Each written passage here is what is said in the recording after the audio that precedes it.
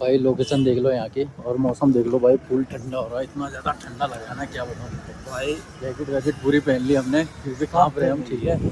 और ये हमारा ट्रैक है भाई, जो जो लोग पहचान गया फटाफट कमेंट कर दो कौन सी जगह है, ठीक है। तो अभी हम लोग ट्रैक चालू करेंगे अपना, देखते हैं कितनी देर में पहुँचते हैं ऊपर, ठीक है। तो मिलेंगे तुमको रास्ते में। तो भाई बहुत ज़्यादा ठंडा है, कसम से लग नहीं रहा कि यार देहरादून में इतनी गर्मी है यार, यहाँ इतना ठंडा है भाई। तो भाई अभी मिलते हैं।